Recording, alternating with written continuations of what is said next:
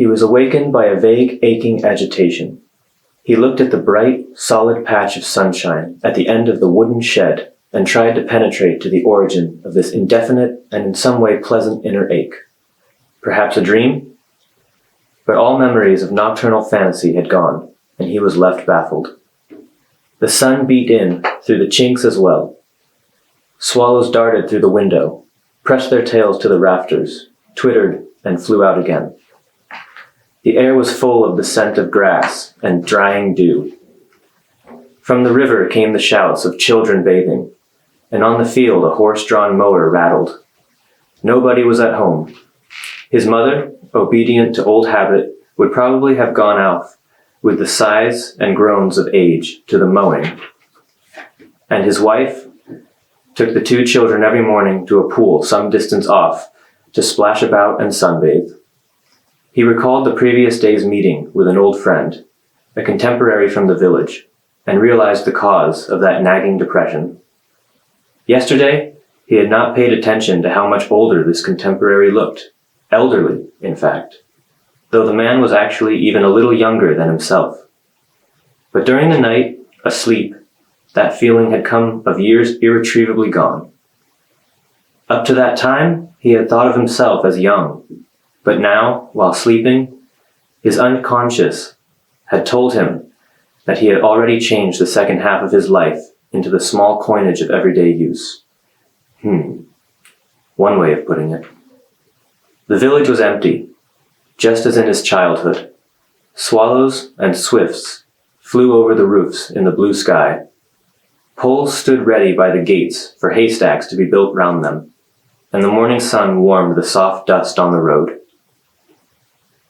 He went out into the green field, vibrant with grasshoppers, his gaze slowly passing over the village and its surroundings. Last seen so many years ago. He was conscious of a strange feeling of being part of it all, a feeling both sad and glad, and marveled at himself.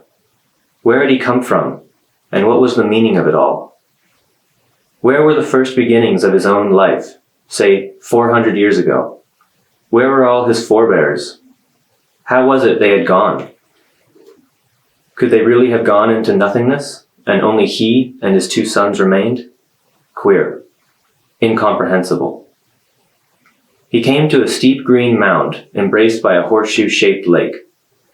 The cupola of a church floated in the sky amidst a few clouds, floated with them but could not float away. Bees hummed softly over the willows. Down below the lake shimmered and rippled in the sun and wind, and its blueness darkened, ruffled in its endless changing. But up here on the mound, all was quiet and green.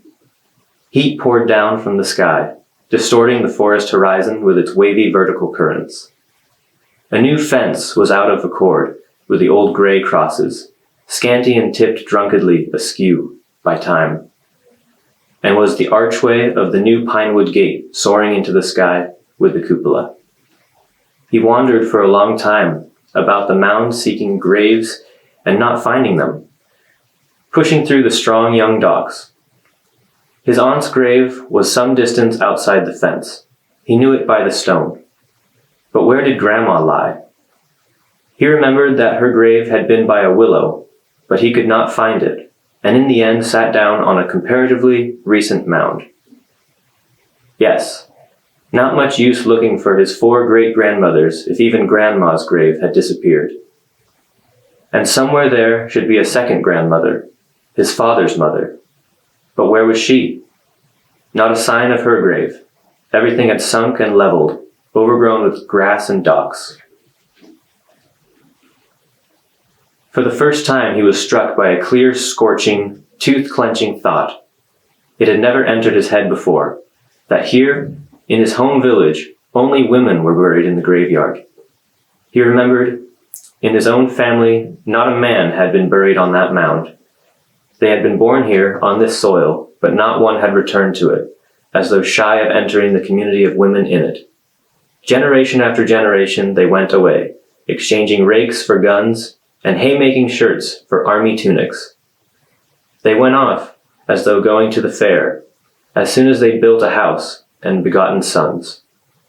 And so the great-grandmothers and grandmothers lay here, lonely even in death.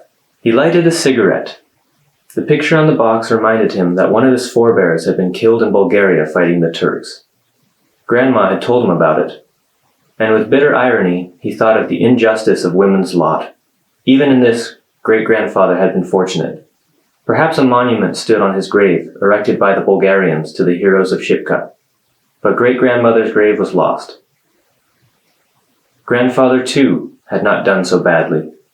It must be pleasant to lie in a Manchurian hill that is described in story and song, and to this day descendants gather round canvases depicting battle scenes, while plaintive waltzes about the Manchurian hills come over the radio.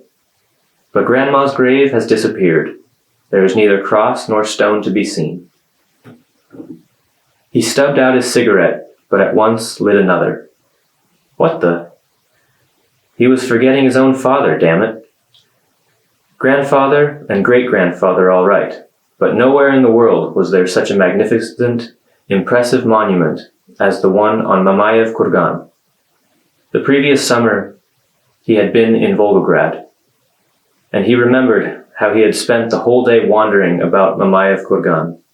This hill, which had taken his father into its bosom, was great and sorrowful. The mighty sculpture which crowned it cast a massive shadow over the town. Work was not yet complete on the Hall of Fame, but he, the son of a sergeant who had been killed on the Volga, could see his name on the granite wall. They had gone, to rest under monuments on famous hills. Grandfathers and great-grandfathers had gone, and his father had gone, and not one had returned home to that green mound embraced by the horseshoe lake, where their wives and mothers lay. And nobody brought flowers here.